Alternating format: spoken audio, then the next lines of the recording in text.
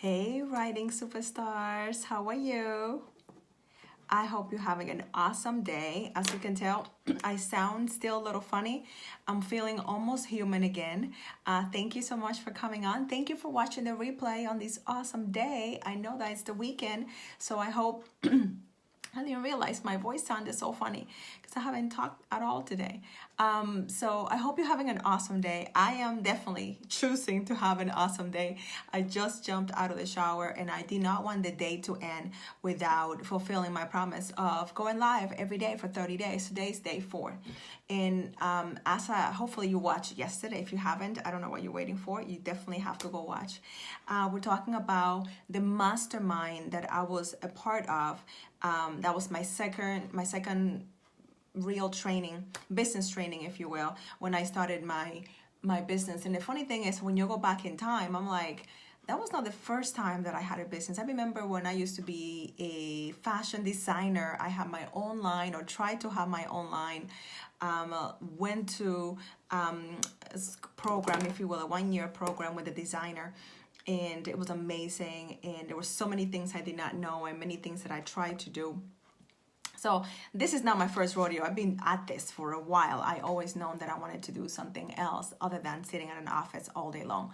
So thank you so much for coming. My name is Catherine Storing again, and I'm really, really excited to be going on this journey with you, hopefully helping you to become a better business owner, because again, these are the things that I wish somebody had told me, and now I'm sharing it with you. So if you feel somebody can benefit from this, do me a favor, share the broadcast by clicking on the share button on the bottom of the screen, because somebody probably is looking for this information right now. So let's get right into it. The title of today's broadcast is why rushing when learning a new business skill is not a good thing. I think that's what it is. Let me just double check real quick.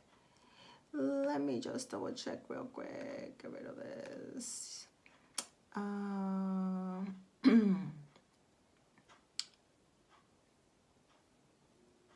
Why the Russian game is not your friend when learning business skills. Awesome. So that is what the broadcast is about. So I am in the middle of taking the master class, the mastermind in New York City, and we got to go to New York every 3 months. It was amazing. In one of the sessions, the coach was speaking, and tears, like fat tears, were coming down my face, and I was like, oh my God, this is so good. Like, I was really getting to why I was feeling the way I was feeling, why it was such a hard time for me to really show up and be myself, like my bold and crazy sometimes and eccentric, if you will, person. And it was so awesome. But I remember I left the mastermind and I never check in with those feelings. I never really thought about what I was learning about myself. I was so enamored with the idea of business. I was so excited about business, that I was neglecting the human part. I was neglecting me as a human being. I didn't mean to. I was just put myself on this hamster wheel. Like, I put myself there. Nobody put me there. Because I was in such a rush to make it, if you will. I didn't even know what making it was, but I was in a rush. And looking back, when I remember that, I was like, wow, I was just so touched by what she was saying. But I never went back. I didn't journal on it. I didn't think about it. I didn't talk to anybody about it. I was just rushing to the next thing. Okay, what is she going to teach us next? What is the next thing? What is the next thing? And that has been a theme, or had been a theme for me for many, many years. I would say for the last 6 years. To be honest with you, I have been rushing to learn lessons, to go from here to there and everywhere. And I have learned now in my ripe age of 42 and a half, almost 42 and a half, that easy does it. That if you feel rushed, there's something wrong. This is what I'm telling you right now. If you feel rushed, like, let me give you another example. When somebody finds me on social media or somebody recommends them to me, they're always in a rush to talk to me. And I have this rule that I have a calendar and I follow my schedule, and I wait about 2 weeks to talk to people, because what I have realized is that inevitably when I break my rule and I rush the process, I talk to the person, a couple things happen. One, they're not ready for me. 2, they cannot afford me.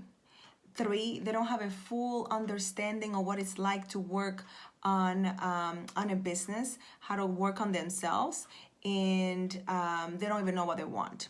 So knowing that they have to wait, and they're okay with waiting, lets me know this person is mature, they know what they want. I have them complete a questionnaire letting me know so I can have more information, so we are a good fit, so I'm not wasting their time and they're not wasting my time. So having said that, let me ask you this: what have you not been able to enjoy because you were rushing the process? I want you to think about that for a second. I've been giving homework a lot to a lot of people. What have you not been able to enjoy in life because you have been rushing all the time? Think about it for a moment, and I want you to journal on this. I'm the journaling queen. Have been journaling for a very, very long time, and I can tell that the times when I was not journaling were the times that I missed it, were the times that I was not really connecting with myself. So what have you not been able to enjoy because you're rushing the process? Sometimes I would say all the time, it's okay to just be in the process. Sometimes it's just, hey, Shabri, good to see you. Sometimes it's just okay to learn and marinate on that thing and sit there instead of like, okay, next, which is why my Writing Made Simple Academy is now, instead of being 90 days, is now a whole year, because I want us to really get in the habit of learning, like sitting on that thing.